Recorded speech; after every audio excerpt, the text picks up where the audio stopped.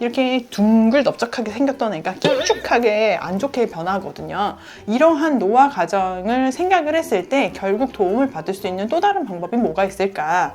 사실 얼굴이 주름만 존재하는 게 아니라 그 주름도 처져서 생기는 주름들이 있는 거거든요. 원장님, 저 여기 한 번만 봐주세요. 여기 위에 주름이 생긴 것 같은데 보톡스 맞으면 될까요?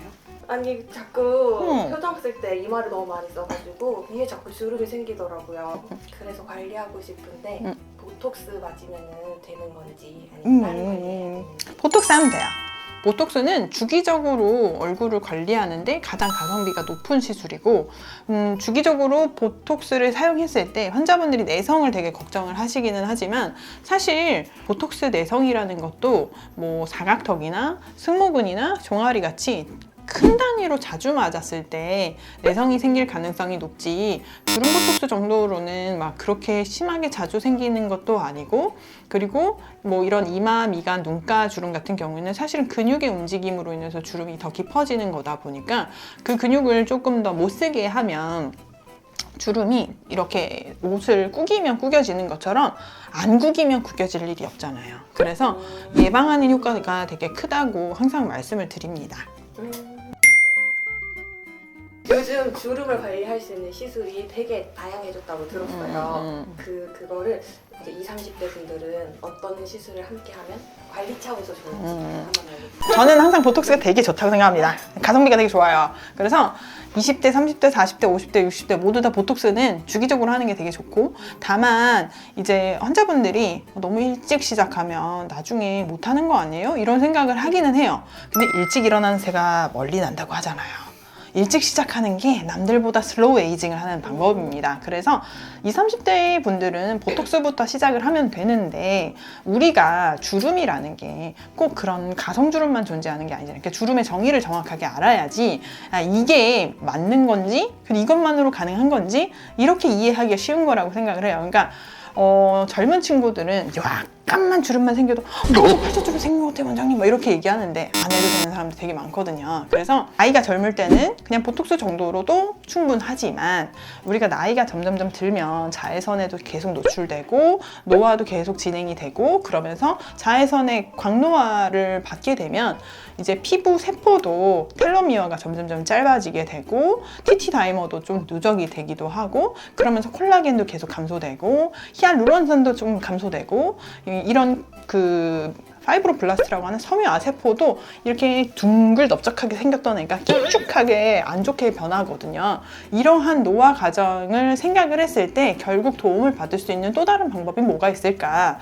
사실 얼굴이 주름만 존재하는 게 아니라 그 주름도 처져서 생기는 주름들이 있는 거거든요. 그러니까 우리가 표정을 사용해서 생기는 크라우핏이라고 하는 그런 주름만 얘기하는 게 아니고, 이제 요런 나조라비알 폴더에서 팔자주름, 그리고 심부볼 처짐에서 마리오네트 주름, 인디안 밴드 이런 것들을 얘기하잖아요. 사실 그거는 이제 중력의 방향에 맞춰서 꼭 처진다라기보다는, 물론 그것도 맞는 건 맞는데 내 피부의 구조물들이 점점 감소되고 지방도 점점 감소되면서 그 부분들이 더 명확하게 보이는 주름으로 느껴지는 거거든요.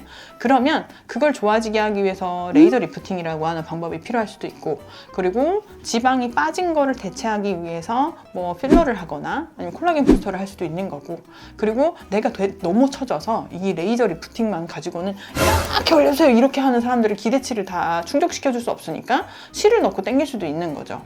그리고 얼굴이 푸석푸석하고 막 이제 그 쪼글쪼글해진 사과 같은 얼굴이 된 것 같다고 생각이 들면은 거기에는 이제 물건 주사를 하는 것도 하나의 방법일 수도 있는 거고.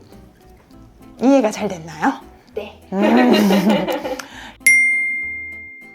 그러면 이제 조금 더 와닿기 쉽게 환자분들한테 좀 더 다시 디테일하게 연령별로 이제 알려드리면, 20대 친구들은 그냥 병원에 와서 가끔 가다가 이제 피부 좋아지는 그냥 관리, 그리고 보톡스, 그리고 가끔 이제 젊은 친구들은 이런 심술보가 있다, 근데 젖살이 안 빠진 게 더 커서 사실은 인모드 정도도 되게 만족도가 높을 수도 있고, 울세라 카피 장비인 뭐 슈링크나 리니어지 같은 시술들도 그 젊은 친구들은 그걸로도 되게 만족을 해요.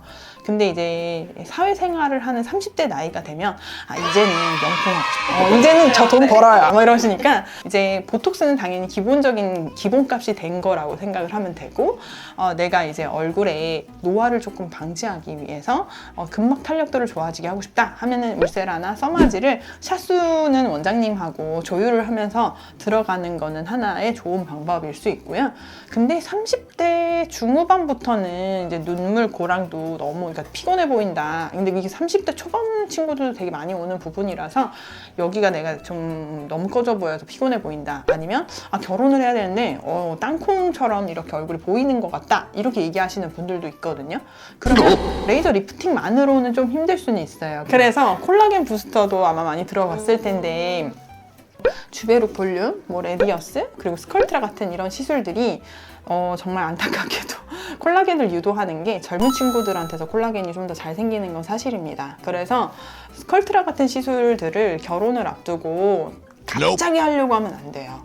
이렇게 이제 좀 나이가 어려 보이고 싶고 그리고 내가 결혼을 하는데 내가 이거 주름처럼 보이는 게 좀 좋아지고 싶다. 근데 지금 당장 시간이 없고 그리고 빨리 관리를 해서 뭔가를 결과물을 얻고 싶다 하면 필러를 할 수밖에 없는데 내가 한 결혼을 식장을 이제 내년에 잡아놨어.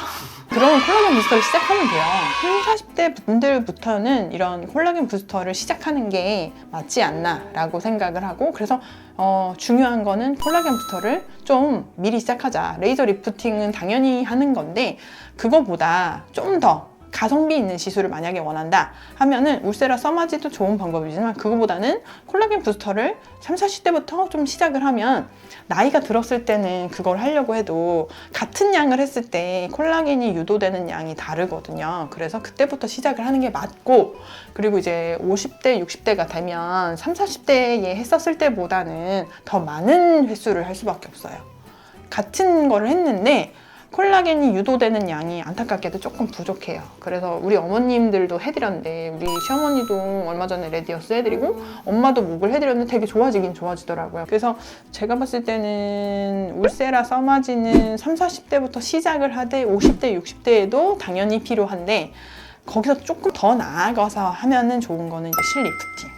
어머님들 나이에는 결혼시키고 또 막 갑자기 막 학부모 총회도 나가고 그 자녀 졸업식도 가고 얼굴에 대한 신경을 쓰실 수밖에 없는 거라서 갑자기 이렇게 확 올라가 보이기는 되게 어렵잖아요. 노화 정도도 많이 진행이 됐고 그러면 당연히 이전에 뭐 울세라 써마지도 했고 뭐 콜라겐 부스터도 했지만 그래도 여기가 좀 더 처져 보인다고 생각을 하면 실 리프팅을 좀 같이 도움을 받는 게 좋지 않나.